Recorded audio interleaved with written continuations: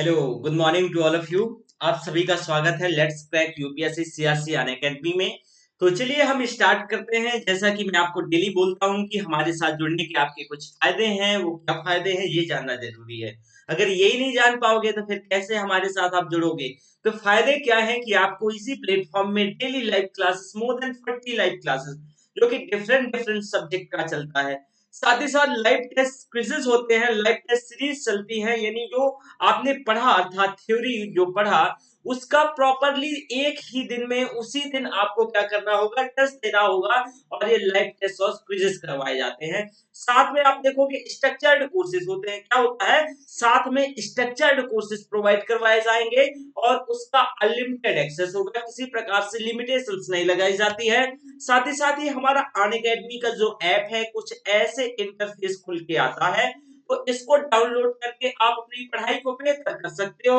इसके साथ साथ जैसे कि मैं बता दूं, मेरा नाम डीबी सिंह है, मैं Indian economy, Indian polity, optional history का एक्सपर्ट हूं और मैं आपको ये सब्जेक्ट पढ़ाऊंगा। इससे पहले कि ये देखिए, ये टेलीग्राम लिंक है, इसके माध्यम से जुड़ जाओगे आप तो इसमें से सारी आपको इंफॉर्मेशन प्रोवाइड करवाई जाएगी और हैंड रिटन नोट्स भी मिलेंगे। ये अनअकैडमी का प्रोफाइल लिंक है, इसके माध्यम से आप जुड़ सकोगे वहां पे और आप अपनी पढ़ाई को और बेहतर कर सकोगे। हमारे इसी प्लेटफॉर्म में भारत के कुछ टॉप एजुकेटर जुड़े हुए हैं, उनसे भी आप पढ़ के अपनी पढ़ाई को क्या कर सकते हो, बेहतर कर सकते हो। हमारे इसी प्लेटफॉर्म में आप देखोगे कि 15,000 से ज्यादा रिकॉर्डेड फॉर्म में लेक्चर होते हैं।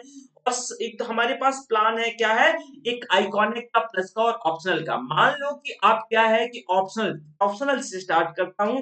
आपने कहीं जीएस कर लिया है, कोई बात नहीं है। अगर आप ऑप्शनल में हमारे साथ जुड़ना चाहते हो तो आपका स्वागत है और आप प्लस के माध्यम से हमारे साथ ऑप्शनल की तैयारी पूरी कर सकते हो। साथ ही साथ अगर हम बात करते हैं तो आप यहाँ देख सकते हो, जैसे कि इस पे तो हमारे पास 1 माह से लगा करके 36 माह तक का प्लान है। लेकिन मैं आपको सजेस्ट करूंगा आपके अच्छाई के लिए कि भैया, आप जो ये प्रयास कर रहे हो कि आप 2 माह का, 3 माह का या 6 माह का ले लो, नहीं, आपको उसमें ज्यादा पैसा पे करना पड़ेगा। और उसके साथ साथ आपको देखिए क्या हो जाएगा कि अगर आप 1 साल का लेते हो, ये वैसे भी यूपीएससी लॉन्ग लास्टिंग है, तो आप अगर 1 साल का लेते हो तो इसके अंतर्गत आप देखोगे कि आप अपनी पढ़ाई को बेहतर ढंग से कर सकोगे। तो मेरा ये कोड है SPDSC10 DBYT, दोनों ये कोड हैं। तो इनको यूज करके आप 10% का डिस्काउंट प्राप्त कर सकते हो। आप बोलते हो ना डिस्काउंट भी चाहिए, तो वही डिस्काउंट हम दे रहे हैं। इसमें लाइव टेस्ट, टेस्ट सीरीज, इसमें सारी चीजें आपको, study planner, daily question answer and practice, ये सारा चीज करवाया जाएगा। इसके साथ साथ हम आगे बढ़ते हैं। तो मैंने आइकॉनिक का बताया, इसमें से आपको स्टडी प्लानर के साथ साथ स्पेशल कनेक्टिविटी आपको एजुकेटर से, हमारे बेहतर एजुकेटर से मिल पाएगी। इसके साथ साथ आप देखोगे कि ऑप्शनल में हमारे पास सेम वैसे ही प्लान है, बस इसमें आपको 10% जो डिस्काउंट मिल रहा है वो भी मिलेगा। बस इसका फी थोड़ा सा कम है क्योंकि ऑप्शनल है, तो इसमें मात्र आपको ऑप्शनल में एक्सेस होगी। ठीक है, तो चलिए हम स्टार्ट करते हैं। जैसा कि कुछ बैचेस हमारे 2021 के लिए स्टार्ट हो रहे हैं, जबकि 2020 पीटी के लिए मैं ऑलरेडी 3 सब्जेक्ट आपके साथ कवर कर रहा हूं, है ना। इसके साथ साथ अगर हम बात करते हैं तो देखिए, कुछ कोर्सेस हमारे 1 ईयर बेस्ड हैं, कुछ कोर्सेस हमारे 2 ईयर बेस्ड हैं और कुछ हमारे 6 मंथ बेस्ड हैं। तो इनसे जुड़ के हमसे, हमारे साथ आप पढ़ सकते हो। आइकॉनिक का रेट हाइक होने वाला है, जैसे कि आप इस आइकॉनिक जल्द जल्द से जल्द जुड़ जाइए। और आइकॉनिक की ये सभी क्या है, जैसे कि आपको connect with your personal coach, ठीक है। इसके साथ आप मेन टेस्ट सीरीज का एवेल्युएशन, मतलब मूल्यांकन किया जाएगा। ये सारी चीजें आपको प्रोवाइड करवाई जाएंगी। ओके, तो अब उम्मीद करता हूँ कि ये चीजें तो समझ आ गई होंगी, जो कि मुझे डेली बताना होता है और मैं डेली बताता भी हूँ। तो चलिए, हमें लास्ट लेक्चर था, हमें एनबीएफसी पढ़ना था। याद होगा मैंने एनबीएफसी के बारे में बताया था कि भाई ये भी एक प्रकार का वित्तीय संस्थान ही है। क्या है, ये एक प्रकार का फाइनेंशियल इंस्टीट्यूशन है। लेकिन इसके अंतर्गत आप देखोगे एनबीएफसी के अंतर्गत ये पूरी तरीके से बैंक की तरीके काम नहीं करती, ये बैंक तो नहीं है, ठीक है ना।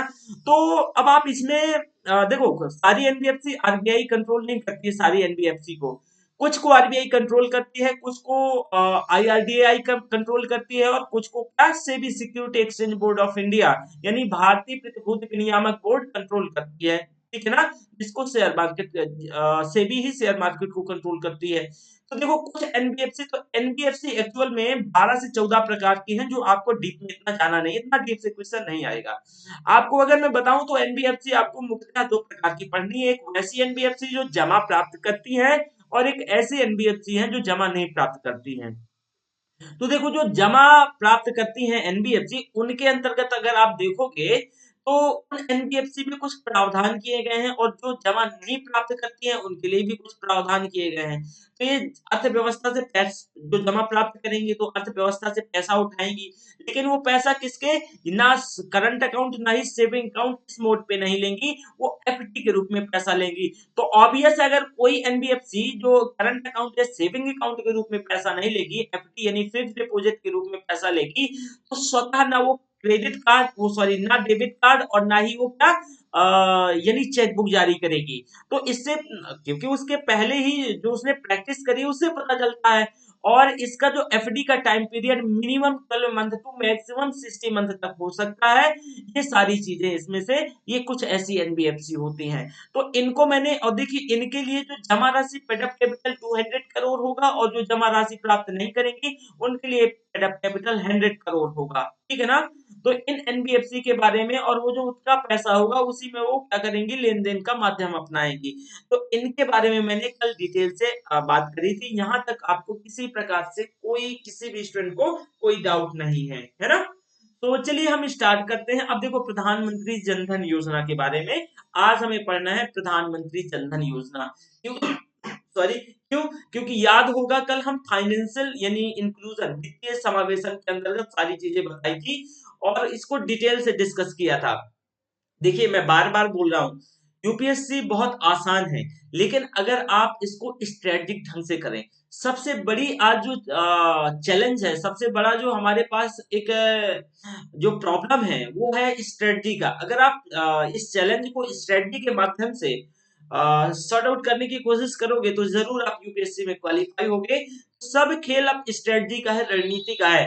कंटेंट भैया ओपन मार्केट पे है, ठीक है, सभी के पास है, सब पढ़ रहे हैं। तो आपको कुछ तो अलग करना होगा ना यूपीएससी क्वालिफाई करने के लिए। तो वही अलग क्या है, वो अलग आपको कुछ चीजें एकदम आप गांठ बांध के रख लीजिए, एकदम समझ लीजिए कि आपको वो चीजें फॉलो ही करना है। जैसे कि मैं हमेशा बोलता हूँ, मैं किसी भी क्लास में हूँ या कभी भी क्लास स्टार्ट करूँ, ऑफलाइन हो या ऑनलाइन, मैं हमेशा बोलता हूँ कि आपके पास 10 सालों के पेपर का एनालिसिस होना चाहिए। आपके पास पिछले 10 सालों के पेपर का एनालिसिस होना चाहिए।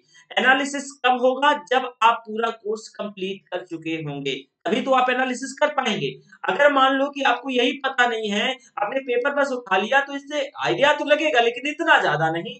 तो एनालिसिस आपको पिछले 10 सालों का होना चाहिए, और आपके पास हमेशा सिलेबस होना चाहिए। क्या है, आपके पास हमेशा से सिलेबस होना चाहिए। तो दो चीजें आपके जीवन में बहुत महत्वपूर्ण है। जैसे कि जीवित रहने के लिए खाना महत्वपूर्ण है, वैसे ही आपको अगर आईएएस बनना है तो उसके लिए सिलेबस और लास्ट 10 सालों के क्या है, पेपर। देखो मैं बार बार बोल रहा हूँ, आप ये मत समझिएगा कि लास्ट 10 सालों के पेपर पढ़ लोगे तो एक दो चार क्वेश्चन मिल जाएगा, बिल्कुल भी नहीं। लेकिन आपको आइडिया लग जाएगा कि व्हाट शुड बी डन और नॉट, हमें क्या करना चाहिए और क्या नहीं करना चाहिए, ठीक है। इससे ये आइडिया लग जाएगा। देखो आज ओपन मार्केट में खूब सोर्सेस हैं, लोग हर एक तरीके अपना स्टूडेंट को आकर्षित करने के लिए नई नई तरकीबें होती हैं। मैं ये किसी भी कोई कमेंट नहीं है। देखिए आपको सक्सेस, और ये आपके लाइफ का सवाल है। अगर ये आपके लाइफ का सवाल है तो आपको खुद ही ये कोशिश करनी होगी, खुद ही जज करना होगा कि भाई हमारे लिए क्या जरूरी है, क्या नहीं जरूरी है। और जिस दिन आपको ये समझ आ गया, जिस दिन आप ये वस्तुनिष्ठ चीजें समझ गए, ठीक है, आप जिस दिन इसकी ऑब्जेक्टिविटी को समझ पाए, विषय वस्तु को समझ लिया यूपीएससी की, तो समझ लीजिए यूपीएससी उतना ही आसान हो जाएगा। तो चलिए हम बिना टाइम को लॉस किए यानी टाइम को बर्बाद किए अपने नए लेक्चर में मूव करते हैं, जिसका नाम था प्रधानमंत्री जन धन योजना। इस समावेशन के अंतर्गत मैंने प्रधानमंत्री जन धन योजना की जिक्र करी थी, और यहाँ से क्वेश्चन देखिए आ चुका है। लेकिन ये वित्तीय समावेशन देखो, स्टार्टिंग में जब मैं बैंकिंग सिस्टम पढ़ा रहा था ना, तो मैं आपको क्या बताया था कि भाई जो आरबीआई है, तो आरबीआई की दो प्रकार की जिम्मेदारियां होती हैं। एक पारंपरिक जिम्मेदारी होती है, एक गैर पारंपरिक जिम्मेदारी होती है। गैर पारंपरिक जिम्मेदारी वो जिम्मेदारी होती है जिन ये अस्थायी रूप से होती है, और इन जिम्मेदारियों का जैसे ही उद्देश्य समाप्त हो जाता है, ये स्वतः खत्म हो जाती है। तो जो वित्तीय समावेशन है, वित्तीय समावेशन को अगर हम शॉर्ट में कहें, तो लोग सभी लोगों को किसी भी प्रकार से बैंकिंग व्यवस्था और वित्तीय क्रियाविधि से जोड़ना ही वित्तीय समावेशन है। हालांकि वित्तीय समावेशन के इम्पैक्ट से आप देखोगे कि उसी व्यक्ति का सांस्कृतिक, राजनैतिक और सामाजिक उद्धार भी हो सकेगा, उसको सांस्कृतिक, राजनैतिक और सामाजिक न्याय मिल सकेगा। तो वित्तीय समावेशन के ही माध्यम से किसी का सशक्तिकरण भी किया जा सकता है, और उसको एम्पावरमेंट उसका एम्पावरमेंट किया जा सकता है, उसको समाज की मुख्य धारा में जोड़ा जा सकता है। ठीक है, जो पिछड़ा हुआ है, जो माइनॉरिटीज है, जो एससी एसटी है, जो उस तबके से आता है, जो उसे लगता है कि मेरा उतना मतलब है, समाज की मुख्य धारा में नहीं है, वो हाशिए पर है, तो इन सभी को वित्तीय समावेशन के माध्यम से हम जोड़ सकते हैं। तो वित्तीय समावेशन के उद्देश्य रखती हुई एक योजना है, जैसे प्रधानमंत्री जन धन योजना। अगर अब तक भारत में सबसे ज्यादा सक्सेसफुल योजना रही है, इसके बारे में सबसे सक्सेस योजना कह सकते हैं प्रधानमंत्री जन धन योजना। तो चलिए प्रधानमंत्री जन धन योजना को हम देख लेते हैं। देखो, ये प्रधानमंत्री जन धन योजना, ये वित्तीय समावेशन के लक्ष्य से इस योजना को क्या किया गया, लॉन्च किया गया। सबसे पहले लिखते भी जाते हैं ना, प्रधानमंत्री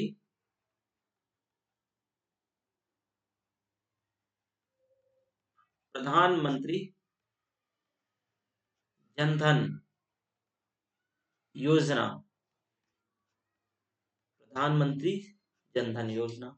आप प्रधानमंत्री जन धन योजना के अंतर्गत देखोगे 20 इसका जो शुरुआत है, इसका उद्देश्य क्या होता है, वित्तीय समावेशन ही इसका उद्देश्य होता है। उद्देश्य क्या होता है, वित्तीय समावेशन। उद्देश्य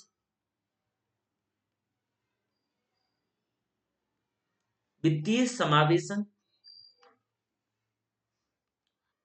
वित्तीय समावेशन। तो भाई अब इसकी शुरुआत क्या है, इसकी शुरुआत प्रधानमंत्री जन धन योजना की जो शुरुआत है 28 अगस्त 28 अगस्त 2014 में, जब मोदी जी ने क्या किया, पहली पारी खेली अपनी, फर्स्ट इनिंग में ही इस योजना को लॉन्च किया, और अब तक की सबसे सफलतम योजनाओं में से एक है। तो 28 अगस्त 2014 को इस योजना को क्या किया गया, लॉन्च किया गया। इस योजना के अंतर्गत पहले ही दिन बहुत बड़ी एक अचीवमेंट को क्या किया गया, अचीव किया गया। 77,000 शिविरों के माध्यम से, यानी 77,000 शिविरों, शिविरों मतलब कैंप, ध्यान रखिएगा, शिविर का मतलब कैंपों के माध्यम से, जो हर जगह शिविर लगाए गए थे, कैंप लगाए गए थे, तो शिविरों के माध्यम से या कैंपों के माध्यम से, कैंपों के माध्यम से कितना, 1.5 करोड़, 1.5 करोड़ अकाउंट खोले गए, 1.5 करोड़ अकाउंट खोले गए, यानी खाते खोले गए। कौन से खाते, बैंक खाते, खाते खोले गए, खोले गए। यह कीर्तिमान आपको पता होना चाहिए कि एक बहुत बड़ा कीर्तिमान था। इसके अंतर्गत कुछ नियमों को बहुत सरल बनाया गया। देखो क्या होता है, पहले अकाउंट से संबंधित नियम थे, वो काफी टफ और बहुत वैसे थे कि मतलब इतने टफ नियम थे कि अगर आप बैंक में जाते थे और आपको अगर अकाउंट खुलवाना है, तो बहुत सारी समस्याओं का सामना करना पड़ता था। कभी बोलते थे आधार कार्ड लेके आओ, कभी बोलते थे पैन कार्ड लेके आओ, कभी बोलते थे लाइसेंस लेके आओ, कभी बोलते थे मतलब कुछ भी, ड्राइविंग यानी ड्राइविंग लाइसेंस डीएल लेके आओ। ये सारी समस्याओं का सामना करना पड़ता था। और देखो ग्रामीण क्षेत्र में आज भी हमारा भारत 70% से ज्यादा गांव में बसता है, तो ग्रामीण क्षेत्र में आप देखोगे बहुत सारी समस्याएं होती थी। तो इन समस्याओं के चलते लोग बैंकिंग व्यवस्था से जुड़ने में कतराते रहते थे, लोग बैंकिंग व्यवस्था से चाह कर भी नहीं जुड़ पाते थे। और मैंने आपको बताया है कि अगर देखो, अगर आप किसी को बैंकिंग व्यवस्था से जोड़ दोगे ना, तो उसमें जमा करने की टेंडेंसी पनपती है, वो व्यक्ति अपनी यानी सेविंग करने लगता है। तो भाई जब सेविंग करेगा तो आप देश में यानी बैंकिंग व्यवस्था में पैसा जाएगा, जब बैंकिंग व्यवस्था में पैसा जाएगा तो लिक्विडिटी तरलता बढ़ेगी, जो कि मैंने ऑलरेडी आपको मुद्रास्फीति के चैप्टर में पढ़ा चुका हूँ। तो तरलता बढ़ेगी, और अगर तरलता बढ़ेगी तो वो सस्ती ब्याज दर पर सस्ता ऋण क्या करेंगे, लेंड करेंगे, सस्ता ऋण देंगे। कौन? बैंक। किसको? जनता को। तो अगर वो सस्ता ऋण देंगे तो लोग ज्यादा से ज्यादा फिर मांग करेंगे, और फिर सारी चीजों की मांग होगी, तो सप्लाई साइड भी अलर्ट पहुंचेगा, सॉरी, सप्लाई भी बढ़ेगी। और जब ये सप्लाई भी बढ़ेगी तो आप इसके अंतर्गत देख पाओगे भाई कि क्या होगा, आर्थिक समृद्धि को हम क्या पुश कर सकेंगे, आर्थिक समृद्धि को एनर्जी दे सकेंगे, फ्यूल दे सकेंगे। तो इसके माध्यम से क्या किया गया, प्रधानमंत्री जन धन योजना के अंतर्गत ये जो समस्याएं थी ना, तो इन समस्याओं को डिसॉल्व करने की कोशिश करी गई। इसमें कुछ नियमों को बहुत सरल बनाया गया।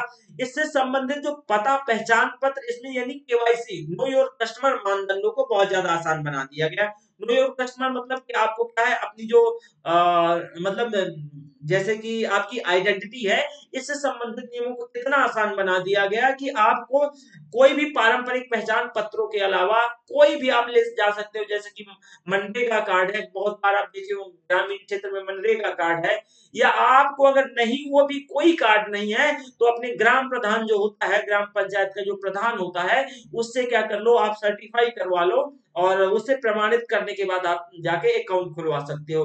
तो इतना आसान अकाउंट खोलने की इस व्यवस्था को बनाया गया। इसी के चलते लोगों ने खूब अकाउंट खुलवाया, खूब जा जाके अकाउंट खुलवाया। ठीक है ना? देखो, इसमें आप देखोगे दूसरी सबसे बड़ी चीज क्या देखी गई, एक मिनट रुकिएगा।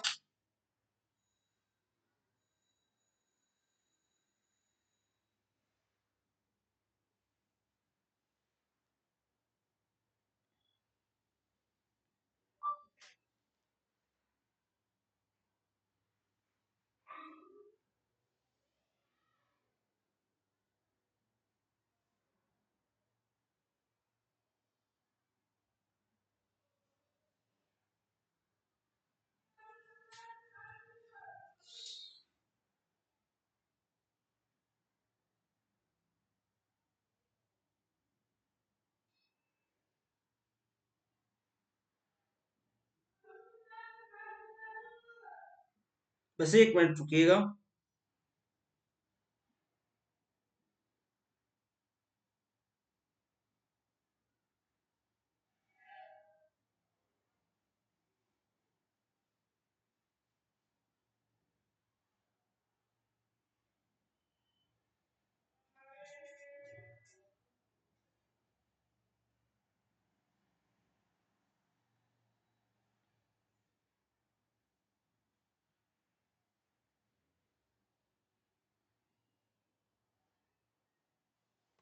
तो चलिए, प्रधानमंत्री जन धन योजना को मैं बता रहा था। प्रधानमंत्री जन धन योजना के अंतर्गत क्या है ना, कि थोड़ी से कम्युनिटी पोस्ट बन रहा था, तो उनके लिए अनअकैडमी से ही मैटर प्रोवाइड करवाना होता है ना, तो वही मैं दे रहा था। आपका मैंने 1 मिनट टाइम लिया, उसके लिए तहे दिल से माफी, और आगे बढ़ते हैं। तो देखो, जो प्रधानमंत्री जन धन योजना के अंतर्गत जो अकाउंट खोलना था, तो इनके नियम इतने आसान, इतने सरल कर दिए गए कि सभी को एक एक खाता प्रोवाइड करने की बात कही जाने लगी।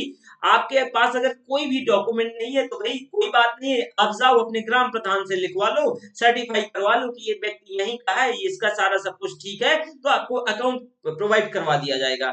तो ये तो आसानी है, इसमें आसानी से खाता खोल दिया गया। ठीक है, मतलब इसमें आसानी से खाता खोल दिया जाएगा। इसके साथ साथ आप देखोगे इसी के अंतर्गत जो सबसे इंपॉर्टेंट चीज ये थी कि आपका अकाउंट जीरो अकाउंट खुलवाया जाएगा, शून्य जमा राशि पे, शून्य जमा राशि। मतलब कि जैसे क्या होता है, ग्रामीण एरिया में आपको 500 1000 रुपया आसान लगता होगा, सरल लगता होगा, लेकिन आज भी ग्रामीण एरिया में अगर आप, मैं ज्यादातर बात कर रहा हूँ ग्रामीण एरिया में, करीब 50% लोगों के पास अगर आप ऐतिहासिक 1000 रुपया और 500 रुपया और 2000 रुपया मांग लोगे तो नहीं होंगे। वो अपना काम पता है कैसे चलाते हैं, जैसे कि ये डेयरी प्रोडक्ट होते हैं, तो जैसे दूध बेचकर, ठीक है ना, घी बेचकर, आप तो जानते होंगे अगर ग्रामीण एरिया से होंगे, क्योंकि मैं इन सारी चीजों को देख के आया हूँ, मैं भी ग्रामीण एरिया से हुआ करता था। ठीक है, आज भी मेरा सारा सब कुछ घर ग्रामीण एरिया वगैरह में है। तो करीब 50% से ज्यादा लोग, क्योंकि एक गांव में मुश्किल से सरकारी नौकरी एक होती है, अब थोड़ा बहुत इसका अब बढ़ने लगी है। मुश्किल से एक टाइम था कि एक दो सरकारी नौकरी होती थी। तो ये समस्याएं थी। और ग्रामीण एरिया में देखो, जो थोड़ा बहुत सक्सेस मिल गया, उसके पास पैसा हो गया, वो मूव कर जाता था अर्बनाइजेशन की ओर, शहरीकरण की ओर। तो ग्रामीण आप क्षेत्र में देखोगे बहुत ज्यादा गरीबी देखने को मिलती है। आप कभी शहरों से निकलिए तो सही जनाब, आपको आइडिया लगेगा कि आखिर ग्रामीण क्षेत्र में क्या स्थिति देखने को मिलती है। तो मैं ये रियल है, मैंने आंखों देखा है कि अगर कई बार क्या होता है कि कोई लोग बीमार हो जाते हैं, तो उस हालात में पूरे गांव भर में पैसा कलेक्ट किया जाता है उनकी बीमारी के लिए। अगर 50,000 1 लाख रुपया लगता है, लेकिन कुछ सालों में तस्वीरें बदली हैं, ऐसा नहीं है वो तस्वीरें बदली हैं, सारी चीज कुछ में बदलाव आया है। लेकिन एक टाइम ऐसा था, आज से 8 साल 10 साल पहले, कि अगर आप किसी से 500,000 रुपया ऐतिहासिक मांग लो, तुरंत मांग लो, तो शायद मिल पाना मुश्किल था। ठीक है, आज भी वहां जो काम लोग, आज भी की मैं बात कर रहा हूँ कि सब्जी बेचकर, मतलब जो छोटा मोटा ये जो वेजिटेबल्स और ये ये फ्रूट्स लगाते हैं, उसको बेचकर चलाते हैं। तो वहां कोई उनका सिक्योरिटी नहीं है ना, कोई सैलरी तो है नहीं है। तो ये समस्या होती है। और वो बेचारे किस पे अपनी जो जीवन यापन किस पे निर्भर है? कृषि पे। और कृषि तो देख ही रहे हैं कि कभी साथ देती है, कभी साथ नहीं देती है। तो ये समस्याएं देखी जाती है गांव में। इस चीज को अगर आपको ऑब्जर्व करना हो, तो कभी शहरों से गांव की ओर निकलिए तो आपको समझ आएगा। तो ये सबसे एक बेहतर और सबसे बढ़िया चीज थी कि भाई सभी को जीरो अकाउंट प्रोवाइड करवाया जाए। क्या? शून्य account, zero account, zero account दिया जाए। ठीक है, अब जीरो अकाउंट से क्या होगा कि अब आप जाओ, थोड़ा सा कुछ भी लेके जाओ, अपना आइडेंटिटी, और उस आइडेंटिटी के माध्यम से आपको ना कोई पैसे लेके जाना है, आपको अकाउंट प्रोवाइड करवा दिया जाएगा। क्या है? आपको अकाउंट प्रोवाइड किया जाएगा। इसी अकाउंट को नो फ्रिल्स अकाउंट भी कहते हैं, ध्यान रखें। जीरो अकाउंट को ही नो फ्रिल्स अकाउंट भी कहते हैं, इसी को बेसिक अकाउंट भी कहते हैं, इसी को बेसिक अकाउंट भी कहते हैं। तो देखो, ये जो अकाउंट होल्डर है, इन अकाउंट होल्डर्स को रुपे द्वारा एक डेबिट कार्ड भी जारी किया जाएगा। रुपे क्या है? ये पेमेंट गेटवे कंपनी है, जो कि ये सेवा प्रदाता कंपनी है। ये बैंकों के साथ टाई अप करती है और आपको सेवा प्रदान करती है, डेबिट कार्ड प्रदान करती है। और डेबिट कार्ड के माध्यम से आप बिना ब्रांच जाए, बिना ये जो चेक बुक या फिर उसका क्या बोलते हैं, पासबुक का उपयोग किए हुए, इसके ई माध्यम से आप क्या है, पैसा निकाल सकते हैं, ये क्रेडिट कार्ड के माध्यम से। तो रुपे जो है पेमेंट गेटवे कंपनी, ये क्या करेगी? डेबिट कार्ड प्रदान करेगी। ये भारतीय भुगतान सेवा प्रदान कंपनी है, ये कंपनी भारतीय है। ठीक है, आपने जैसे कि अब तो सब हर जगह रुपए मिलता है, कार्ड रुपए आपके पास भी होगा, लेकिन पहले वीजा, मास्टर कार्ड, और आपको ध्यान होगा आकर्षित करने के लिए बहुत बार कुछ चीजों में मास्टर कार्ड में क्या है, ये कंपनी भी देखो, ये कंपनी क्या है और वर्क कैसे करती है, सारा चीज एडवर्टीजमेंट का खेल है। तो अगर आपने कई बार देखा होगा कि हम जब अपना टिकट करते थे उस पे, यानी एयर इंडिया या कहीं भी मान लो टिकट करते थे एरोप्लेन का, तो उस टाइम आप देखते रहे होंगे, उस समय कुछ कुछ जगह मात्र वीजा ही एक्सेप्ट करता था। तो क्या बात थी भाई? ये इस वजह से, क्योंकि इसको इसका ज्यादा मतलब एडवर्टीजमेंट के लिए, तो ये चीजें होती रहती हैं। ये चीज आप मुझसे ज्यादा समझते हैं, मार्केटिंग वगैरह, है ना। तो रुपे एक भारतीय जो सेवा प्रदान करने वाली कंपनी, भुगतान सेवा प्रदान करने वाली कंपनी है, और इसकी स्थापना एनपीसीआई करती है। कौन? National payment corporate of India करती है। ठीक है ना। तो इसके ध्यान रखिएगा, इसकी जो रुपए है ना, यहाँ पे लिख देते हैं। ये जो रुपए आप देख रहे होंगे, ये जो आपके पास ये, तो ये रुपे क्या है? सेवा प्रदाता कंपनी है, यानी भारतीय भुगतान सेवा प्रदाता कंपनी है ये। भारतीय भुगतान भुगतान सेवा प्रदाता कंपनी है। कार्ड देती है जैसे, प्रदाता कंपनी है। ठीक है, इसकी जो स्थापना एनपीसीआई यानी national payment corporation of India ने करी। किसकी स्थापना? रुपए की। ध्यान रखिएगा, ये भारतीय कंपनी है। ठीक है, तो यही अब आपके पास जो कार्ड है देख लीजिए जरा निकाल के, वो यही है। ठीक है, तो प्रधानमंत्री योजना के अंतर्गत देखो 2018 में प्रधानमंत्री योजना के अंतर्गत कुछ पहले क्या था, बीमा उमा का प्रावधान था, लेकिन इसको थोड़ा सा क्या किया गया, संशोधित किया गया। तो पहले क्या होता था, बीमा 1 लाख तक का था। इसमें से जो बीमा होता था वो 1 लाख तक रुपया था। ठीक है, इसको 1 लाख से बढ़ा करके इसको 2 लाख रुपया क्या कर दिया गया था, कर दिया गया था। साथ साथ देखोगे कि इसमें जो ओवरड्राफ्ट की सुविधा दी जाती थी, अधिविकर्ष की सुविधा दी जाती थी, ये 5,000 से बढ़ा करके कितना, 10,000 कर दिया गया था।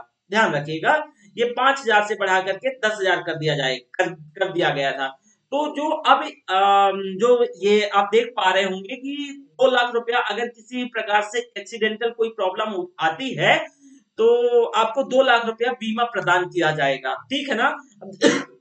सॉरी, इस योजना के अंतर्गत लाभ किसको किसको मिलेगा, कौन कौन इसके पात्र होंगे, जरा इसके बारे में थोड़ा सा देख लीजिए।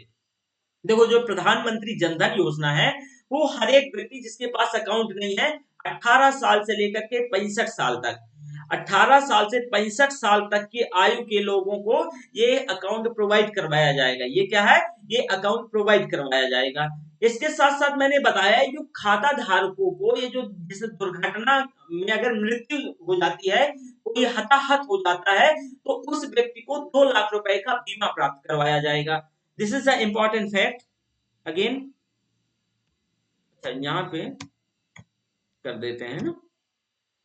चलो, हमने ये आपको बताया कि भाई देखो, खाता धारक क्या होगा, जो अकाउंट होल्डर है इसके अंतर्गत अगर उसकी कोई दुर्घटना के तहत कोई मृत्यु हो जाती है, मान लो अगर क्या हो जाती है, कोई दुर्घटना के तहत, ठीक है, कोई एक्सीडेंटल मृत्यु हो जाती है, एक्सीडेंटल मृत्यु हो जाती है, तो उस व्यक्ति को क्या किया जाएगा, 2 लाख तक का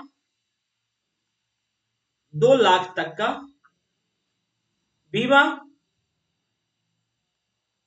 बीमा दिया जा सकेगा, बीमा दिया जा सकेगा। और ये जो बीमा के उद्देश्य से जो प्रीमियम का भुगतान है वो रुपए करेगी।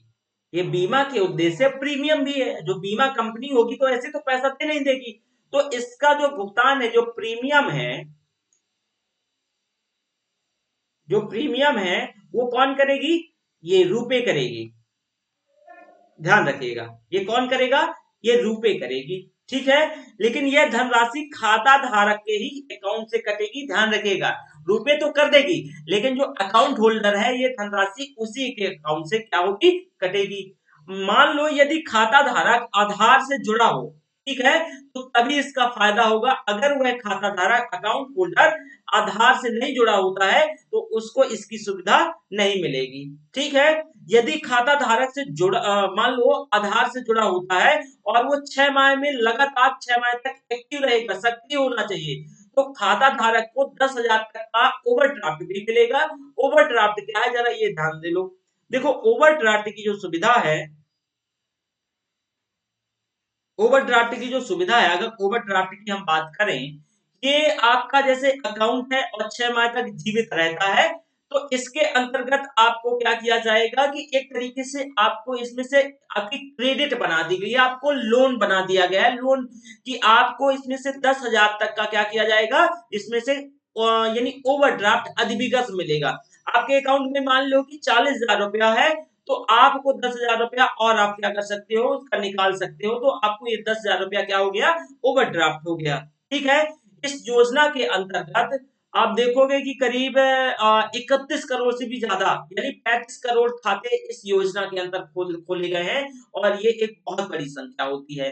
प्रधानमंत्री जनधन योजना के अंतर्गत करीब 35 करोड़ अब तक अकाउंट खोले गए हैं, और ये एक बहुत बड़ी संख्या होती है। ठीक है ना?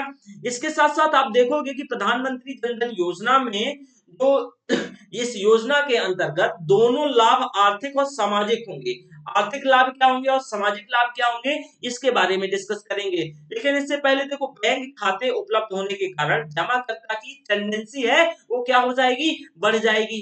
ठीक, इससे पहले मैंने बता ही चुका हूं कि भाई जो जमा करता है, अगर वो व्यक्ति का आप अकाउंट खोल के दे दोगे तो वो जमा करने की जो प्रवृत्ति है ना वो बढ़ जाती है। और जमा करने की जब प्रवृत्ति बढ़ जाती है तो जो घर में पड़ा पैसा है, मान लो कि वो पैसा वो सेव करना चाहते हैं, तो कहाँ जाएगा, वो अर्थव्यवस्था में जाएगा। तो अर्थव्यवस्था में जाएगा तो तरलता बढ़ेगी और ऋण का प्रवाह क्या हो जाएगा, आसानी से हो जाएगा, सरल हो जाएगा, प्रवाह बढ़ जाएगा।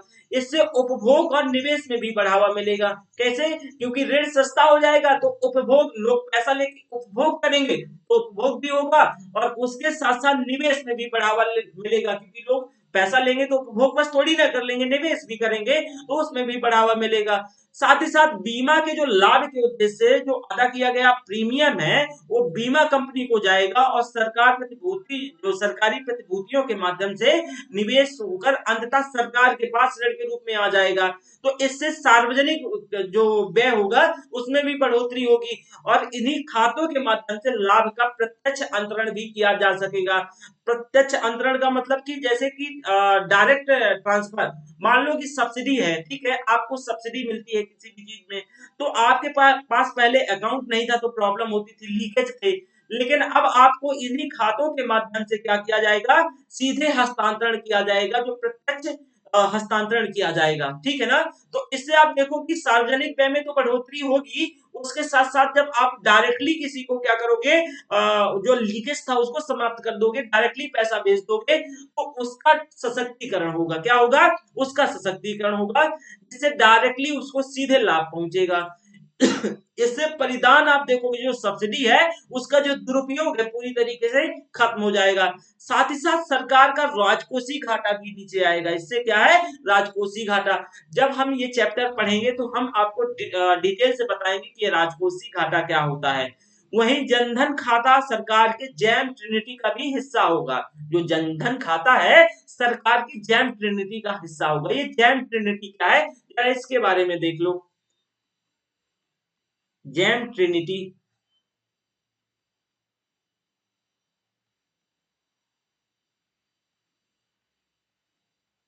जैम ट्रिनिटी, देखो ये जनधन, ये जैम ट्रिनिटी का हिस्सा होगा। जैम ट्रिनिटी, ट्रिनिटी का मतलब क्या है, जरा इस पे देखिएगा। देखो क्या होता है, जनधन, ये जैसे जनधन, ठीक है, आधार, आधार और मोबाइल, तो इनको तीनों को जोड़ा जाएगा। मतलब आप ये कह सकते हो कि जनधन आधार मोबाइल का ही एक हिस्सा होगा। इसके माध्यम से जो, जैसे कि कोई पेंशन योजना है, या फिर आप देख सकोगे कि किसी प्रकार की जैसे कि कोई और दूसरी योजना है, बहुत सारी योजनाओं को इसके माध्यम से क्या है, जोड़ के सामाजिक सुरक्षा का जो लाभ है वो डायरेक्टली जनता तक, डायरेक्टली लोगों तक पहुंचाया जा सकेगा। प्रत्यक्षतया इससे लाभार्थी क्या होगा, इससे लाभार्थी को लाभ होगा। साथ ही साथ देखो कि जनधन खातों में एक समस्या भी बनी रही है।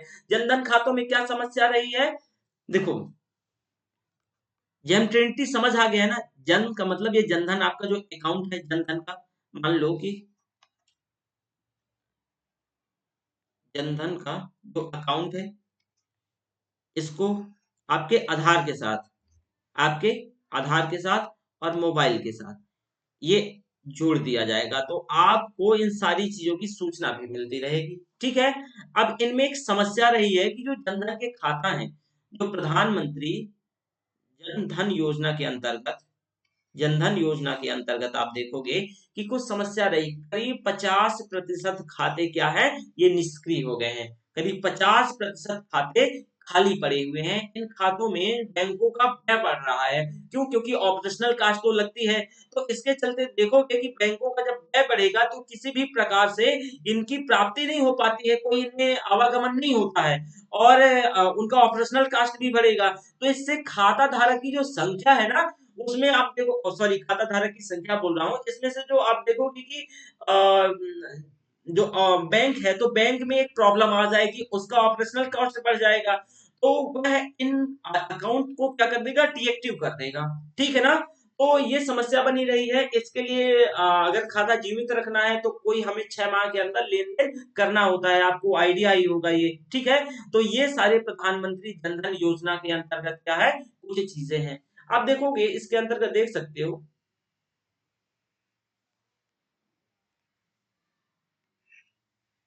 देखो बेसिक अकाउंट में किसी भी समय 10,000 से ज्यादा का नगद, कल मैं ऑलरेडी बता चुका हूं कि ये क्यों अकाउंट प्रोवाइड करवाए जा रहे हैं, सशक्तिकरण के लिए। इनसे ये माना जा रहा है कि इनके पास पैसे नहीं है, तो किसी भी टाइम आप 10,000 से ज्यादा का लेन देन नहीं कर सकते हो, ये पहली शर्त है इसकी। साथ ही साथ किसी भी समय इस खाते में 50,000 से ज्यादा का धनराशि नहीं डाल सकते हो, वही सेम जो कि मैंने कल की क्लास में बताया था। और हर एक क्लास हर एक दूसरी क्लास से जुड़ी होती है, ठीक है? साथ ही साथ जो कि मैंने बताया, अगर खाते को आप सक्रिय रखना चाहते हैं तो कितना 60 डेज में उसमें कुछ ना कुछ आपको एक्टिविटीज करनी होगी। भले ही आप अपना कार्ड एटीएम में डाल के क्या कर लो, स्वाइप कर लो, तो भी एक्टिविटी ये मानी जाती है, ठीक है ना? तो इसकी वजह से खाता आपका जिंदा बना रहेगा, जीवित रहेगा। और आप देखोगे कि आने वाले समय में अगर कोई ऐसी जैसे कि सुविधा मिलती है सामाजिक क्षेत्र में या वेलफेयर के माध्यम से, तो आपको भी मिलेगी, ठीक है ना? तो हालाँकि इसमें प्रधानमंत्री 15 जो 15 लाख प्रधानमंत्री जी बोले थे, आप 15 लाख के चक्कर में नहीं बैठिएगा, और इसका मिलना भी नहीं चाहिए। देखिए राजनीतिक बातें अलग होती हैं और ये बातें अलग होती हैं। आप ही बताओ, मैं आप ही से पूछता हूँ कि हर एक व्यक्ति को अगर 15 लाख रुपया मिल जाएगा, तो हमारी इकोनॉमी क्या पता है, चौपट हो जाएगी। क्या हो जाएगी? चौपट हो जाएगी। कैसे चौपट हो जाएगी? आप सब लोग बोलते हो ना कि 15 लाख चाहिए। मान लो कि आपके घर में 8 लोग हैं, मान लो, ठीक है ना? हो सकते हैं, आराम से होते हैं। तो 8 लोग हैं अगर आप लोगों के घर में, तो 1 करोड़ रुपया हो गया।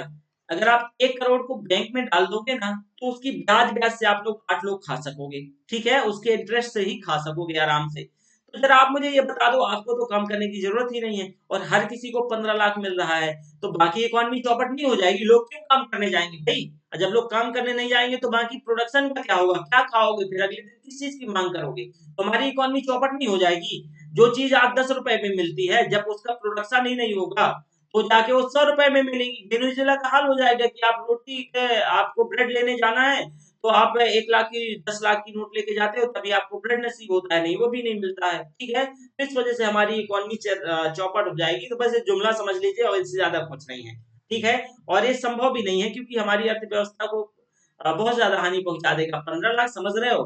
15 लाख बहुत रुपया होता है और ये आएगा कैसे? हर एक व्यक्ति को 15 लाख रुपया, वहाँ आरबी हालाँकि सब कुछ बदला जा सकता है, सब संसद के तो ये अंतर्गत आता है, ऐसी बात नहीं है। लेकिन आरबीआई में संशोधन भी तो करना पड़ेगा 1934 के एक्ट में, याद होगा, है ना? तो चलिए यहाँ तक आपने देखा। अब आपको आज का जो नया सब हेडिंग है, नचिकेत मोर कमिटी, पेमेंट बैंक और फाइनेंस बैंक, तो इसके बारे में थोड़ा सा देख लो। नचिकेत मोर कमिटी है ना?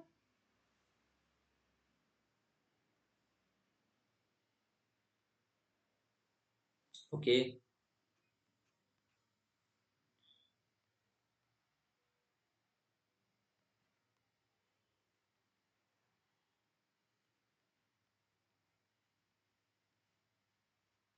नचिकेत मोर कमिटी,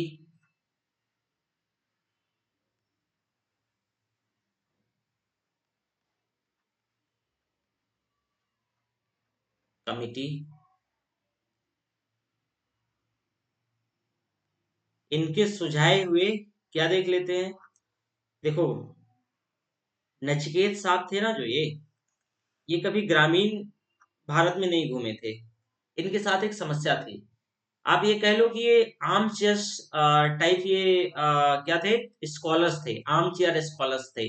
आर्म चेयर्स का मतलब कि आप जाके फील्ड का रिसर्च नहीं करते हो और आप इसी कमरे में ही बैठ के चीजों का क्या कर देते हो, लिख देते हो, ठीक है?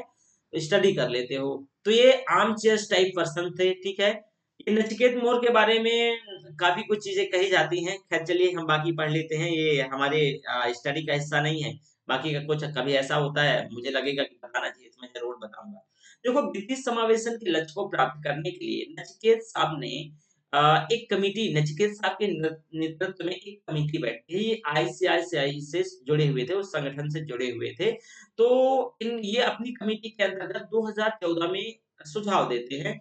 ये जो समिति है ना, इनके अंडर जो गठित की जाती है, वो 2013 में गठित करी जाती है।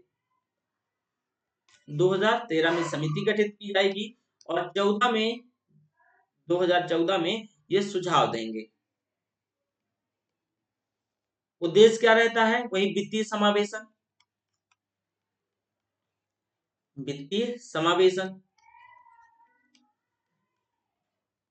वित्तीय समावेशन। तो देखो जरा, ये क्या सुझाव देंगे, पूछा जाता है इनके क्वेश्चन, पीटी में खूब क्वेश्चन आते हैं। इंडियन इकोनॉमी, देखो इंटरेस्ट लोगे बहुत आसान है, इंटरेस्ट नहीं लोगे तो उतना ही टफ बन जाएगा। और यूपीएससी बिना इंडियन इकोनॉमी के नहीं हो सकता, ये जान लो, ये भी एकदम ट्रू सत्य है। ठीक है ना? चलो, तो इन 2014 में क्या क्या सजेशन दिए, क्या क्या सुझाव दिए।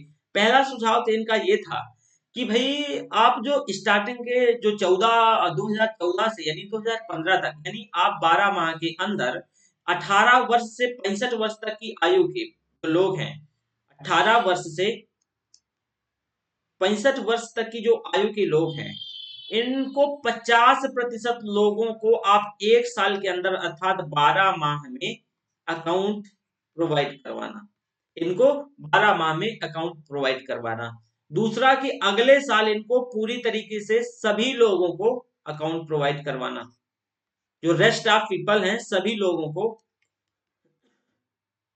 सॉरी, सभी लोगों को अकाउंट प्रोवाइड करवाना। ठीक है। इनने तीसरा सजेशन दिया, तीसरा सुझाव दिया और बहुत हास्यास्पद था। वही तो मैंने बोला, ये कभी ग्रामीण क्षेत्र में नहीं घूमे होंगे, है ना? तो इसी वजह से कभी कभी हो आया करिए, कभी कभी शिमला मनाली की वजह कभी कभी रामपुर भी घूम आया करिए। ठीक है ना? और कभी कभी बुंदेलखंड के गांव में जाइए तो आपको आइडिया लगेगा। तो इनने कहा कि ग्रामीण क्षेत्रों में, इनका कितना हास्यास्पद है भाई, ग्रामीण क्षेत्रों में, ग्रामीण क्षेत्रों में, शहरों में तो ये सुविधा उपलब्ध नहीं है, ग्रामीण क्षेत्रों की बात कर रहे हैं साहब। तो ग्रामीण क्षेत्रों में 15 मिनट की पैदल दूरी पे, ध्यान रखिएगा, 15 मिनट की पैदल दूरी पे, पैदल दूरी पे, पैदल दूरी पर बैंकिंग सेवा उपलब्ध करवाना, बैंकिंग सेवा उपलब्ध करवाना। ठीक है। पैदल दूरी समझ रहे हो, 15 मिनट में 1 किलोमीटर से ऊपर नहीं जा पाओगे, चलो 1.5 किलोमीटर। भैया आपको पता है हमारे यहाँ कितना गांव है? ठीक है, मैं आपको बता दूं, 15 मिनट की अगर दूरी पे आप बैंकिंग सेवा उपलब्ध करवाओगे ना, तो आपको हर एक गांव में एक बैंक खोलना पड़ेगा। ये हर एक गांव में एक बैंक खोलना पड़ेगा। और कभी कभी जो बड़े गांव हैं वहां दो दो तीन तीन बैंक खोलने पड़ेंगे, बैंकिंग सेवाएं वहां देनी पड़ेगी। ये तो बड़ा मुश्किल था। ठीक है। तो इनका एक ये भी सुझाव था, ये जो काफी हास्यास्पद सुझाव था। ठीक है ना? अगला देख लीजिएगा इनका, और अगला सुझाव इनने कहा कि किसी भी देश की जो वित्तीय स्वास्थ्य के साथ किसी भी प्रकार का समझौता नहीं किया जाना चाहिए और आधार को मुख्य आधार बनाया जाना चाहिए। वित्तीय समावेशन की प्रक्रिया के अंतर्गत जो आधार है, इसको मुख्य आधार बनाया जाना चाहिए। मतलब क्या है? देखो, जो आधार है, यही आपका आधार नंबर, आधार कार्ड, ये बोलते हैं आधार को मुख्य आधार, आधार को मुख्य आधार। इसे समझिएगा, ये इनका मतलब क्या है, मुख्य आधार बनाया जाना चाहिए, बनाया जाना चाहिए। देखो, वित्तीय समावेशन के अंतर्गत आपको अपने आधार कार्ड को जोड़ना जरूरी हो जाएगा। आपको अपने आधार नंबर को, आधार नंबर को जोड़ना जरूरी है। तो हर एक चीज में मुख्य जो चीज हो, तो आधार को ही आधार बनाया जाए। ठीक है। जैसे कि मान लो कि वित्तीय समावेशन का आधार क्या होना चाहिए? आधार होना चाहिए, ताकि फ्रॉड ना हो सके। वित्तीय समावेशन का आधार, आधार, यही आधार होना चाहिए। क्या होना चाहिए? यही आधार होना चाहिए। ठीक है। इस समिति के अनुसार बड़े वाणिज्यिक बैंकों को यदि ये जिम्मेदारी दी जाती है, तो वह इसको पूरा करने में हो सकता है अपने जो उनके रियल काम है, वो उनसे वो क्या हो जाए, उनसे मुख मोड़ लें या वो असफल हो जाए। तो बड़े बैंकों के साथ साथ इसमें से ऐसे वॉलेंटियर तैयार करो कि जो वित्तीय समावेशन के लिए क्या करें, आपके पूरे जो जाल को इसको फैला सके। जैसे कि एक उदाहरण दिया जाता है और सही भी है कि हमारे देश में ना जो टीचर है प्राइमरी जूनियर में, उनसे पढ़ाने के अलावा भारत के सारे काम लिए जाते हैं, है ना? पढ़ाने के अलावा भारत के सारे काम लिए जाते हैं। जैसे वही व्यक्ति आप देखिए, टीचर वो पढ़ाते बस नहीं है, पढ़ाने का मतलब सभी नहीं बुरा मान जाएँगे, ऐसी भी बात नहीं है। कुछ टीचर है बहुत अच्छा पढ़ाते हैं और जैसे कि किसी बहुत मैंने टीचर्स को देखा बहुत ही अच्छा पढ़ाते हैं और उस गाँव, उस क्षेत्र की तस्वीर बदल के रख ली है। लेकिन ये बहुतायत संख्या में कम है। इस संख्या में काफ़ी कम है, रेयर है। तो टीचर से किस चीज़ का सरकार काम लेती है? टीचर से पहले तो अ, वोटिंग,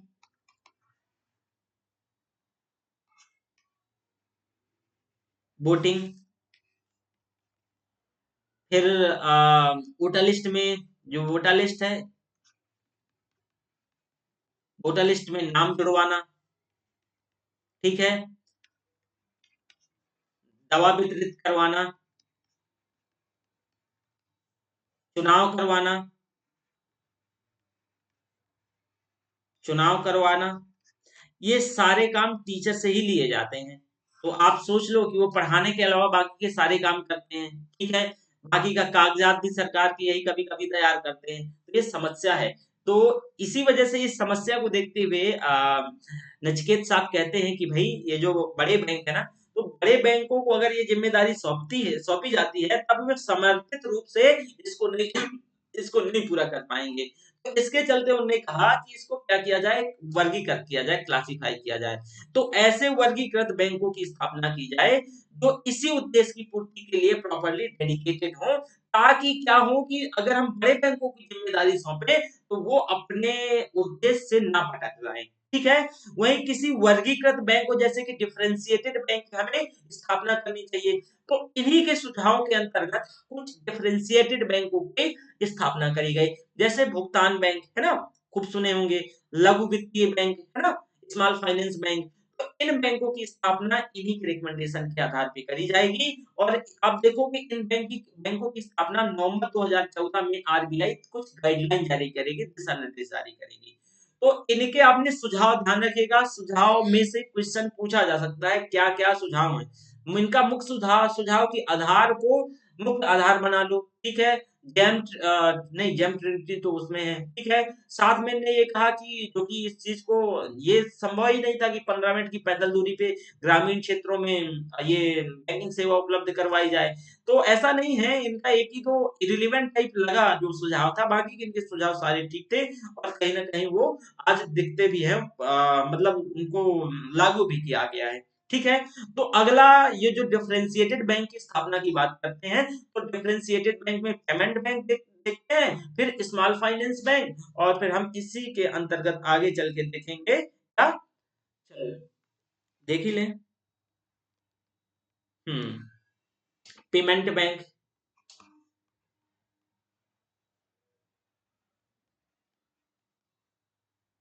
पेमेंट्स बैंक,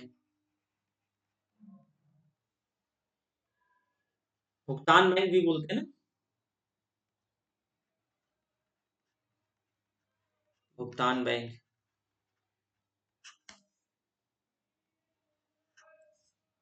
देखो क्या किया गया, इसकी स्थापना के लिए कम से कम 100 करोड़ की पूंजी होनी चाहिए। इसकी स्थापना के लिए कम से कम 100 करोड़ की क्या होनी चाहिए? पूंजी होनी चाहिए, ठीक है ना? लेकिन आप देखोगे कि इसमें से कुछ बदलाव किए गए हैं। इसमें से कुछ बदलाव किए गए हैं, ठीक है? वो बदलाव मैं लास्ट में बता दूँगा कि इसमें से 2000 नवंबर 2019 में इसमें से कुछ संशोधन भी हुए हैं। संशोधन को लास्ट में बता देता हूँ। तो पहले इसके जो स्टार्टिंग के जो दिशा निर्देश थे, उन्हें सुन लो, वो भी जानना ज़रूरी है और बदलाव करके क्या-क्या इसमें से संशोधन किया गया, वो भी जानना ज़रूरी है। तो देखो पेमेंट बैंक के अंतर्गत इसकी स्थापना के लिए कम से कम 100 करोड़ का पेड अप कैपिटल होना चाहिए। पहला 100 करोड़ का 100 करोड़ का पेड अप कैपिटल होना चाहिए, पेड अप कैपिटल होना चाहिए, पेड अप कैपिटल होना चाहिए, पेड अप कैपिटल होना चाहिए। दूसरा, संस्थापक पहले वर्षों में अपनी हिस्सेदारी को घटा करके पहले 5 वर्षों में जो संस्थापक है, जो इसकी स्थापना करेगा, तो पहले 5 वर्षों में अपनी हिस्सेदारी को घटाकर 5 वर्षों में अपनी हिस्सेदारी को घटा के अपनी हिस्सेदारी को घटा के कितना लाएगा? 40% तक लाएगा। कितना? 40% तक ला सकता है। इसके बाद जो अगले 12 वर्ष होंगे, ध्यान रखिएगा, अगले 12 वर्ष होंगे, उसको हर हाल में 26% अपनी क्या है, ये लानी होगी। 26% तक अपनी हिस्सेदारी क्या करनी होगी, इतनी तक लाएगा, मतलब बाकी की हिस्सेदारी बेचेगा। ध्यान रखिएगा, तो 26% तक हिस्सेदारी कम करेगा, हिस्सेदारी कम करके लाएगा, कम करके लाएगा। ये 12 वर्ष है, ध्यान रखिएगा, ठीक है ना, अगले 12 वर्ष में।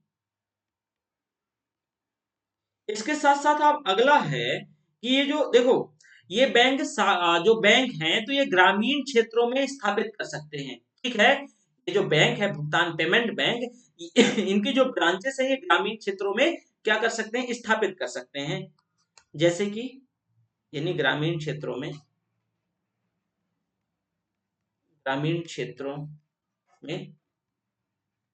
स्थापित कर सकते हैं,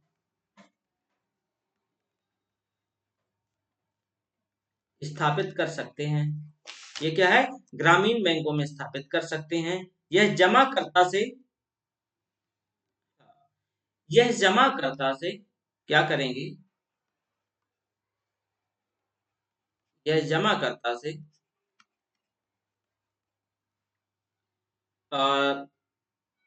जमाकर्ता से जमा राशि तो लेंगे, है ना, जमाकर्ता से जमा राशि तो प्राप्त करेंगे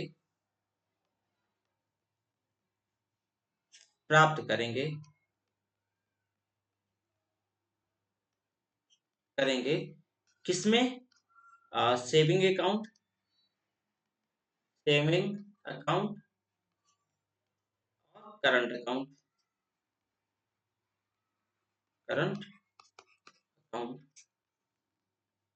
के रूप में। ऑब्वियस है, अब क्या होगा, अगर ये सेविंग अकाउंट और करंट अकाउंट के रूप में क्या करेंगे, ये जमा राशि लेंगे, तो याद होगा, विदित होगा कि मैंने बताया कि अगर सेविंग अकाउंट के रूप में, तो ऑब्वियस है डेबिट कार्ड क्या है, जारी करेंगे, ठीक है। तो यह डेबिट कार्ड भी जारी कर सकेंगे। डेबिट कार्ड के बारे में बता चुका हूं, डेबिट कार्ड भी जारी कर सकेंगे। साथ ही साथ आप देखोगे कि यदि किसी जमाकर्ता से ये डेबिट कार्ड जारी कर सकेंगे, अगर ये किसी भी जमाकर्ता से ये 1 लाख से ज्यादा की धनराशि नहीं लेंगे। किसी भी जमाकर्ता से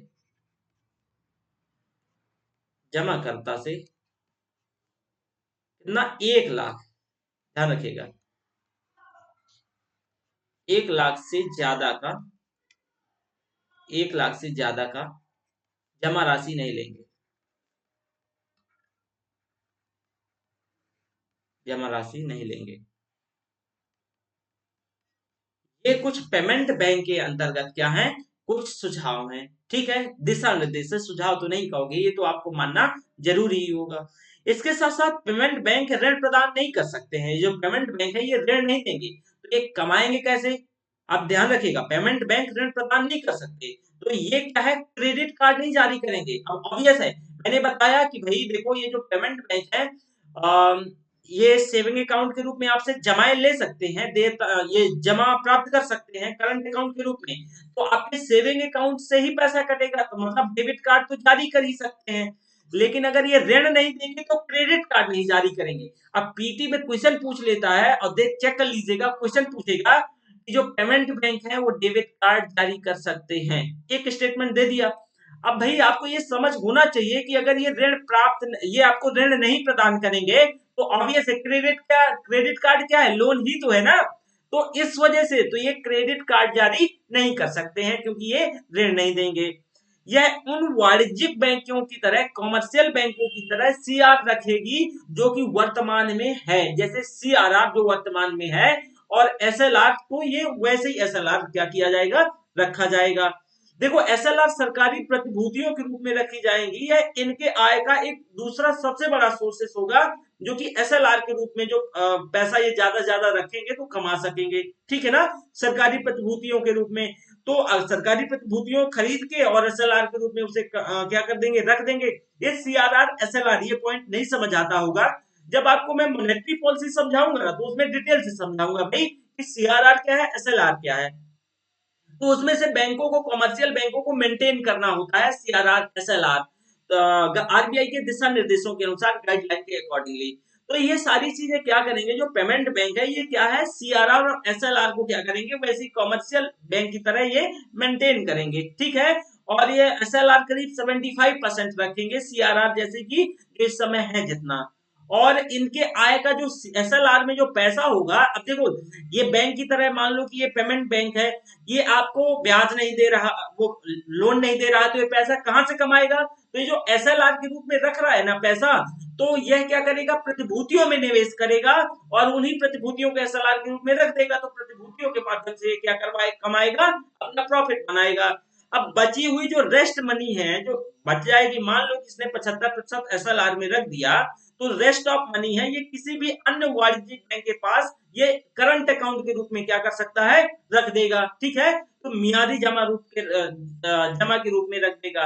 यह मियादी जमा राशि आय का एक दूसरा सबसे बड़ा स्रोत हो जाएगा, ठीक है। तो ये कुछ जो पेमेंट बैंक के दिशा निर्देश थे। इसके साथ साथ आप देखोगे पेमेंट बैंक के लिए दूसरी मतलब अन्य आय सुनिश्चित करने के लिए यह तय किया गया है कि अगर भुगतान बैंक बीमा कंपनी या फिर म्यूचुअल फंड के लिए क्या करेगा, ये एजेंट का काम कर सकता है, उनका अपने ही जहां पे ये ऑफिस खोलेगा तो उनका भी एक आउटलेट हो सकता है, और उनके लिए अपने एक ये खुद एजेंट का काम करेगा, लोगों को बीमा के लिए क्या करेगा, मतलब प्रोत्साहित करेगा, म्यूचुअल फंड के लिए प्रोत्साहित करेगा। तो आप इसके अंतर्गत देख सकते हो इसकी एक दूसरी कमाई का ये हिस्सा हो जाएगा, क्या है, पेमेंट बैंक की लाभ का दूसरी कमाई का ये हिस्सा हो जाएगा।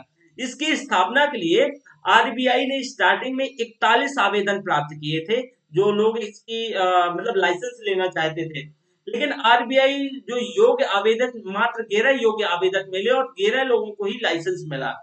आपको इसमें से कुछ और कंडीशंस है कि भाई अगर लाइसेंस मिल जाता है, जैसे कि आपको बैंकों में मैंने बताया था, तो 18 माह के अंदर हर हाल में आपको क्या करना होगा, आपको लाइसेंस के बाद इसकी स्थापना करनी होगी, और जिस दौरान पेमेंट बैंक की स्थापना हो जाएगी 18 माह के बाद, तो फिर आपको एक दूसरी कंडीशन याद होगी 5 साल वाला, तो मैं पहले ही बता चुका हूँ कि वो जो 5 साल में कितना अपनी जो उसकी ऑनरशिप है कि 40%, और इसके बाद क्या है 12 साल में उसको हर हाल में जाके कितना 26% लाना है, ठीक है।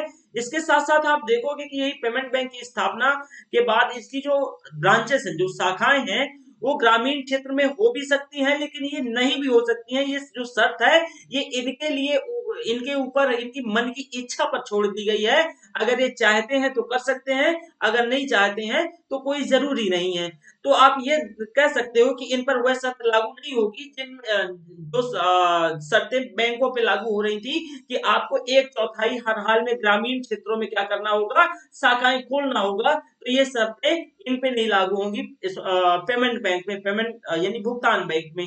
तो यहाँ तक अगर किसी भी प्रकार से कोई डाउट है तो पूछ लो, अगर कोई डाउट नहीं है तो हम आगे बढ़ जाएं, ठीक है। चलो थोड़ा सा मैं आपको अपडेट करवा देता हूं। सितंबर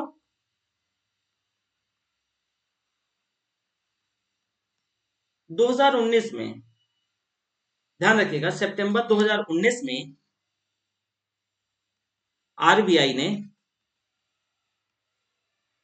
आरबीआई ने वित्तीय बैंकों के संदर्भ में, वित्तीय बैंकों के संदर्भ में, वित्तीय बैंकों के संदर्भ में दिशा निर्देश जारी किया। दिशा निर्देश, दिशा निर्देश जारी किया, जारी किया। वो क्या क्या है दिशा निर्देश, जरा इनके बारे में थोड़ा सा आप देख लो। देखो क्या कहा गया कि अब इनका जो पेड अप कैपिटल, अब न्यूनतम पूंजी निवेश कितना होगा, न्यूनतम पूंजी निवेश 200 करोड़ होगा, ध्यान रखिएगा। मैंने पहले क्या बताया था, 100 करोड़ बताया था। अब इनका जो पेड अप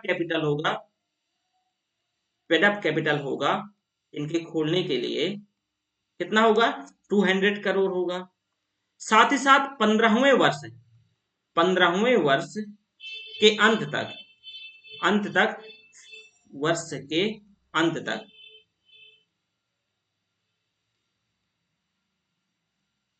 तक संस्थापक है जो अंत तक संस्थापक को अपनी हिस्सेदारी 15% तक लानी ही होगी। अपनी हिस्सेदारी 15% तक लानी ही होगी। इच्छुक आवेदक अब लाइसेंस कभी भी कर सकते हैं। जो इच्छुक आवेदक हैं जो करना चाहते हैं, आवेदक हैं, लाइसेंस लेने के लिए आवेदन कभी भी कर सकते हैं। आवेदन कभी भी कर सकते हैं। आवेदन कभी भी कर सकते हैं कर सकते हैं। इसके साथ साथ आप देखोगे इसमें से कि जैसे एक लघु वित्तीय बैंक है, क्योंकि स्मॉल फाइनेंस बैंक अगर आज टाइम रहता है, अ, चलिए मैं कोशिश करूंगा बताने की, थोड़ा सा टाइम, क्योंकि मुझे देखिए 2 बजे क्लास लेनी होती है ना, तो मैं चाहता हूँ कि आपको ज्यादा से ज्यादा पढ़ा दूं, लेकिन कई बार क्या होता है कि टाइम का बड़ा अभाव होता है और इसके चलते क्लासेस चाहने के बाद भी नहीं हो पाती हैं, है ना। तो हाँ, इसमें से अच्छा इसका जो अपडेट है, जो स्मॉल फाइनेंस बैंक है, वो कल ही करवा दूंगा, क्योंकि अगली क्लास लेना ही है मुझे। तो ध्यान रखिएगा, जो लघु वित्तीय बैंकों के लिए, स्मॉल फाइनेंस बैंकों के लिए ये कुछ अपडेट्स हैं, ध्यान रखिएगा। तो मैंने पेमेंट बैंक मैंने बताया, इसमें आपने सारा चीज देखा पेमेंट बैंक के अंतर्गत। लेकिन जब स्मॉल फाइनेंस बैंक बताऊंगा, लघु वित्तीय बैंक बताऊंगा, ठीक है ना। तो इनमें ये सारे जो अपडेट हैं, ये उनमें से मैं करवा भी दूंगा, और ये पहले से भी, क्योंकि देखो पहले का भी हम सारी चीजें पढ़ लेंगे, ठीक है। और इसके साथ साथ आपको क्या करूंगा मैं कि और भी सारी चीजें बता दूंगा जो अपडेट हैं। इसी वजह से देखो करंट की चीजें मैं अपडेट करता चला जाता हूँ, कि इसमें से क्या होता है ना, कई बार की स्थापना स्थापना ये सारी चीज बतानी होती है, एक इसमें बहुत ज्यादा अपडेट होता है इंडियन इकोनॉमी में। तो कोशिश करता हूँ कि इसमें सारी चीजें कुछ छूट ना पाए, ठीक है। और कई बार मेरी भी लिमिटेशंस होती हैं, छूट ही जाती हैं चीजें। तो आपने यहाँ तक देखा, देखो ये प्रधानमंत्री, ये सारा सब कुछ मैंने बताया, जो प्रधानमंत्री जन धन योजना के अंतर्गत, इसको ये पूरी आपके पास स्लाइड है, आप इसे देख लोगे, ठीक है। इसके साथ साथ वही अभी प्रधानमंत्री जन धन योजना चल रहा है, और ये नचिकेत मोर कमेटी, और फिर पेमेंट बैंक और स्मॉल फाइनेंस बैंक, ठीक है। पेमेंट बैंक वही देखो, आप देख रहे हो पेमेंट बैंक के अंतर्गत जो भी मैंने बताया।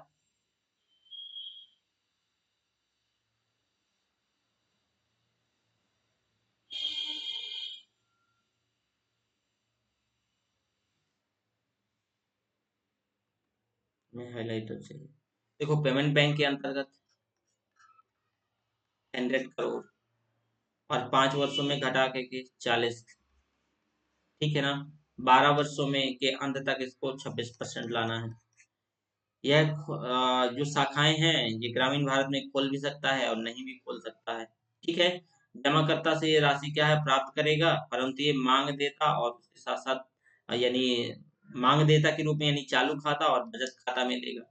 ये मांग देता प्राप्त कर सकता है, लेकिन लेकिन डेबिट कार्ड भी क्या करेगा, जारी करेगा। और इसी के साथ ये जो जमा करता है, जमा करता से 1 लाख से ज्यादा का पैसा नहीं, ज्यादा की धनराशि नहीं प्राप्त करेगा, ठीक है। इसके साथ देखोगे, जो पेमेंट बैंक ऋण प्रदान नहीं करेगा, और जब ऋण प्रदान नहीं करेगा तो क्रेडिट कार्ड भी प्रदान नहीं करेगा, स्वतः पता चलता है। अन्य वाणिज्यिक बैंकों की तरह इसे को सीआरआर, जो कि ये रेट डिस्टर्ब है, इसे थोड़ा सा आप कर लीजिएगा, इसने अपडेट नहीं किया है। तो सीआरआर और एसएलआर को मेंटेन करना होता है, लेकिन एसएलआर के रूप में सरकारी प्रतिभूतियों को मेंटेन करता है, और वही इसकी कमाई का एक हिस्सा हो जाता है पेमेंट बैंक का। बची हुई जो जमा राशि को क्या करता है, ये जो कमर्शियल बैंक है, वाणिज्यिक बैंक है, तो बची हुई जमा राशि वहाँ ये करंट अकाउंट के रूप में रख सकता है, और दूसरा इसका क्या एक कमाई का हिस्सा हो जाता है। तो ये तो सभी पेमेंट बैंक के रूप में है। अगला आएगा हमारा पेमेंट बैंक के साथ साथ, जो कि मैंने अभी वही बताया कि ये 1/4 शाखाएं पहले बैंकों के लिए जरूरी था, आपको अगर बैंक कॉमर्शियल बैंक अगर आप लाइसेंस लेते हो तो आपको उनको शाखाएं ब्रांचेस आपको खोलना ही होगा ग्रामीण क्षेत्र में, जिसकी आबादी कितना 9,999 याद होगा, है ना? इतनी होनी चाहिए थी। अगर इतनी मिनिमम तो आप वहाँ लाइसेंस खोल सकते हो, वो सॉरी बैंक का शाखा खोल सकते हो, लेकिन इनके लिए खोल भी सकते हो, ये मतलब ये मैंडेटरी नहीं है, मान्य नहीं है। हाँ?